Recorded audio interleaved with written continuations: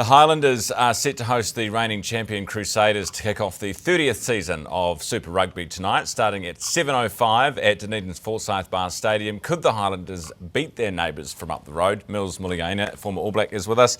Good morning, Mils. Morning. Good to see you. So what's going to happen tonight? Because we just heard Fabian Holland's got that shoulder injury. Coach could be poached. A bit going on. A lot going on there. They even lost a youngster in Dylan Pledger, so is there a curse down there happening at the moment with the Highlanders? But hey, look, when you look across all the teams that are playing, in New Zealand teams, I'd say, man, they're pretty well sort of balanced. So there's no reason why the Highlanders can't come away with the win. Okay. And how big is a deal is Fabian Holland to the team now? Because he's sort of relatively new, isn't he? Coming from... Well, World Rugby Player of the Year last year. I mean, his story is just fantastic, isn't it? He came over from the Netherlands and wanted to pursue rugby, wanted to become an All Black. He was here at the age of 16, didn't get back home and see his family for a few years because of COVID hit. Yeah. And then becomes an All Black and then goes on to become the emerging Player of the Year. That's massive, but just his size. He's a massive human being, but also the fact that he's a really hard worker, so big engine on him. And that's really what the Highlanders and the likes of Jamie Joseph's really like, the fact that you got sort of big forwards that are prepared to really work hard, and particularly when you're going up against the Crusaders, who are the most successful team in Super Rugby. So do we think he will be the next All Blacks coach, Jamie Joseph? Well, I'd like to say he is.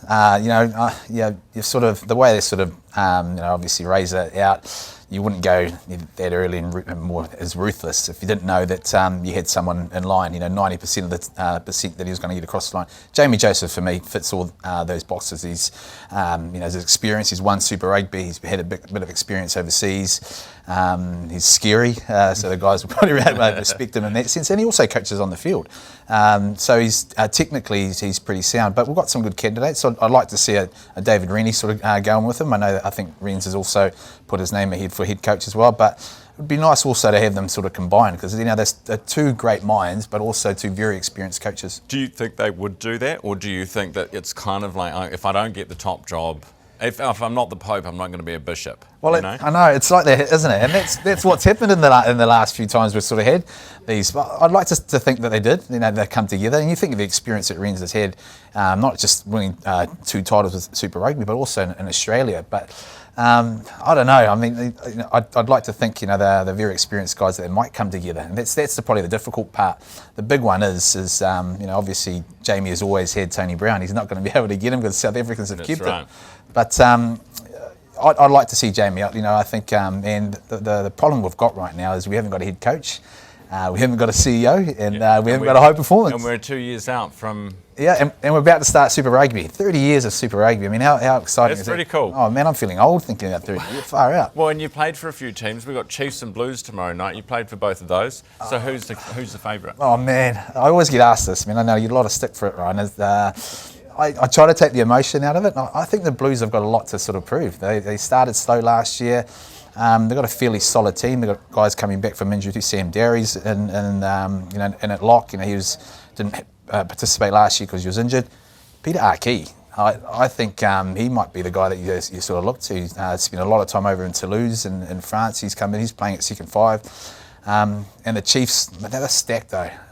So to answer your question, I'd like to say I don't know, but I think the Blues. I think the home advantage will get them across the line. All right, we'll see on Monday. Hey, just before we go, one question I've been wanting to ask someone who has been an All Black, a new one for a very long time. Let's change the coach, okay, get a new coach in. Is it realistic to expect that something like that is enough to jolt a team into performing to the point where they could win a World Cup in a couple of years' time? I definitely think it can do. It's the processes in-house. You've got to get your players' leadership group aligned first and foremost, and get that respect. But we haven't got much time. I think the beauty about it is, in my mind, we've got the players to be able to do it.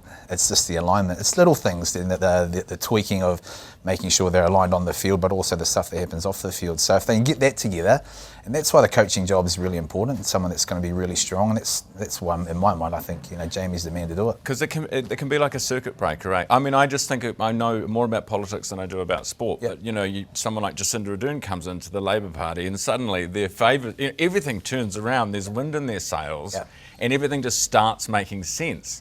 Whereas nothing else really changed. Yeah. But does that happen in sport? It does. Sometimes it's a refresher. You're thinking. I mean, you got to remember that 70% it's pretty good success rate for Razor.